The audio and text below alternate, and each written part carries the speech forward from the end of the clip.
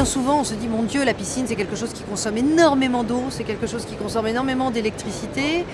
Or, ce n'est pas du tout le cas. Quand on rapporte ce genre de choses à des consommations courantes, aussi bien en termes de bilan carbone qu'en termes d'eau, croyez-moi, il vaut mieux avoir une piscine avec son petit taux d'évaporation d'eau qu'avoir un robinet qui fuit dans votre salle de bain.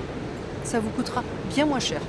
Il y a des technologies qui ont été développées au fil des années qui permettent à la fois d'avoir une meilleure qualité d'eau, une réduction de l'utilisation de produits chimiques et une économie en termes de quantité d'eau consommée pour le bassin. On élimine la notion de contre-lavage, on diminue l'utilisation de produits chimiques comme des flocculants ou des clarifiants parce que c'est d'une filtration de meilleure qualité.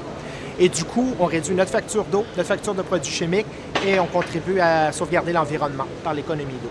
Ce qui pourrait être éventuellement préoccupant, ça pourrait être les rejets d'eau chlorée dans la nature. Ceci étant, on a des systèmes de déchloramination qui fonctionnent très bien. On a des systèmes qui permettent de récupérer l'eau même des piscines pour arroser son jardin. Aujourd'hui, tout ça existe. Je ne vous dis pas qu'à ce jour, 100% des professionnels fonctionnent de cette manière-là, mais c'est de plus en plus vrai et c'est un message qu'on fait passer partout. Ça fait déjà 2 ans qu'on a créé une commission développement durable au sein de la Fédération des professionnels de la piscine.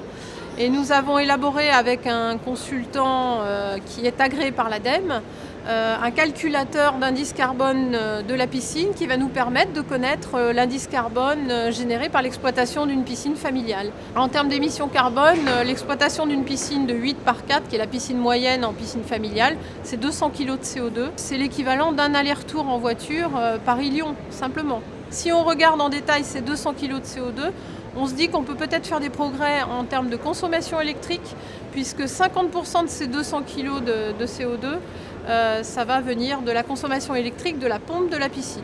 Notre pompe de filtration est refroidie par eau. Donc, nous allons récupérer les calories de la pompe pour pouvoir la réinjecter dans l'eau de la piscine. Ça ne va pas servir à pas être suffisant, bien évidemment, pour chauffer une piscine, mais ça va contribuer dans le bon sens. Nous avons sur notre structure, elle est en nid d'abeilles avant que le béton soit coulé. Donc on va avoir une certaine isolation thermique vis-à-vis de la terre. Donc on va pouvoir moins consommer pour pouvoir avoir une piscine à bonne température. Donc c'est l'ensemble de ces éléments qui contribuent à avoir une piscine citoyenne et écologique. En France, il faut savoir qu'on est le 2e marché mondial de la piscine, mais on est aussi dans une région climat tempéré. Il faut prévoir un système de chauffage et le système aujourd'hui qui est le plus économique et le plus écologique, c'est la pompe à chaleur. C'est le meilleur rendement énergétique, c'est-à-dire que c'est le produit aujourd'hui qui est le plus économique à l'utilisation.